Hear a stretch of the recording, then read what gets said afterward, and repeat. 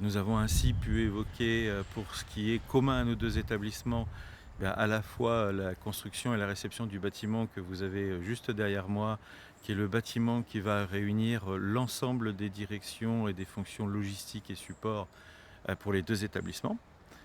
Parce que lorsque le Shore a été construit, le PCMR rénové, ces équipes ont été, dans des locaux, transitoires, et donc là, c'est une belle fin d'histoire pour réunir tout le monde, toutes ces fonctions des 2 établissements au sein d'un beau bâtiment.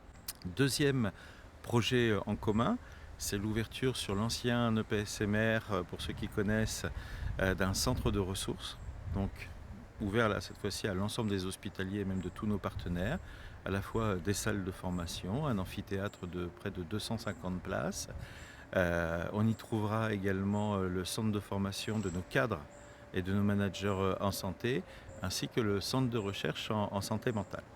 Ça, c'est pour tout ce qui est commun aux 2 établissements. Il y a aussi tout un aspect, logistique dans ce futur bâtiment qui est extrêmement important, puisque vous imaginez bien des établissements, que ce soit côté, Shore ou côté EPCMR en telle croissance, on a besoin, de volumes de stockage beaucoup plus importants, hein. On est passé, quasiment à un processus, de stockage extrêmement important. Donc ce bâtiment va aussi permettre de nous assurer un peu plus de confort, pour accueillir le magasin, une partie de la pharmacie, et cetera.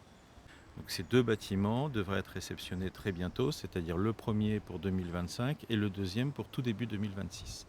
Et puis sur le centre hospitalier Ouest Réunion, nous avons déjà là aussi, de nombreux projets, dont 2 très importants. Un qui consiste en la construction de 60 lits supplémentaires.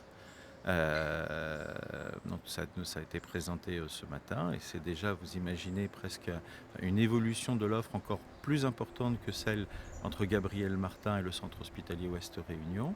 Et puis nous avons présenté également la construction, d'un nouveau bâtiment qui va permettre de doubler l'offre en termes de dialyse et, d'étendre nos activités, d'ambulatoire et de consultation. Et puis, encore parmi nos projets, on a eu l'occasion de présenter toute l'évolution de la santé mentale. Il y a près de 8 ans, on avait réfléchi à un schéma qui permette de regrouper toutes nos structures éparpillées sur l'ensemble du territoire au sein de belles structures sur Saint-Benoît, sur la Possession, sur Saint-Paul, sur Saint-Leu, sur Saint-Denis et sur Saint-André. Eh bien, nous avons presque achevé l'ensemble de cette réorganisation, puisque sur Saint-Benoît, nous ouvrirons la nouvelle structure tout début 2024. Sur Saint-André, elle est d'ores et déjà active. Sur Lamar, il y a d'énormes travaux en cours, et donc on va ouvrir dès septembre-octobre une nouvelle structure. Sur la Possession, c'est également une ouverture qui est prévue tout début 2024. Et puis pour Saint-Paul, qui sera la plus grosse structure et qui était celle qui arrivait en bout de programme, eh bien les travaux vont démarrer d'ici le début de l'année prochaine. Ce qui fait que fin 2025, mi-2026, on devrait avoir des structures, des centres d'accueil et de consultation en santé mentale tout neufs sur l'ensemble de l'île de la Réunion. Donc on a maintenant l'accord du conseil départemental et de l'agence régionale de santé pour lancer notre programme de reconstruction de l'EHPAD Gabriel Martin sur l'ancien site de l'EPSMR, et la structure qui accueille aujourd'hui à peu près une soixantaine de résidents, accueillera dans des locaux tout neufs une centaine de résidents d'ici, on va dire, 3 ans, 3 à 4 ans, le temps d'arrêter le programme et de construire la structure. On a une activité qui est extrêmement importante, hein, depuis l'ouverture du nouvel hôpital. Tous les indicateurs, le nombre de personnes accueillies à l'hôpital, le nombre d'hospitalisations, le nombre de consultations, a augmenté de 25% en 3 ans, ce qui est un schéma tout à fait exceptionnel. Donc il nous faut accroître notre offre de soins. Côté santé mentale, là aussi, c'était à la fois pour réunir les structures, comme je l'ai dit, mais aussi pour pouvoir accueillir tous les recrutements que nous avons effectués dans le cadre d'un plan ambitieux de renforcement de la santé mentale, hein. Nous avons recruté pratiquement 250 personnes ces 3 dernières années. Donc l'idée, c'est effectivement d'organiser tout ça et de permettre un meilleur accueil des patients avec toutes ces ressources supplémentaires.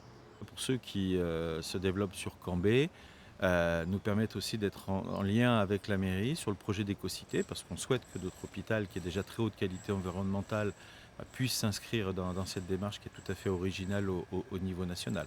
Oui, on a un accueil tout à fait favorable de la mairie et de monsieur le maire pour réfléchir ensemble également aux possibilités d'extension foncière du nouvel hôpital, parce qu'on voit effectivement à la vitesse où les choses évolue qu'il est important de réfléchir à 10 ans et de ne pas se retrouver sur une assiette foncière coincée qui ne permettrait pas à l'hôpital de pouvoir continuer à développer, à répondre aux besoins de la population. Alors un remerciement également au conseil régional, puisqu'ils nous ont très fortement appuyés pour obtenir un financement européen dans le cadre de la construction du centre de ressources 974.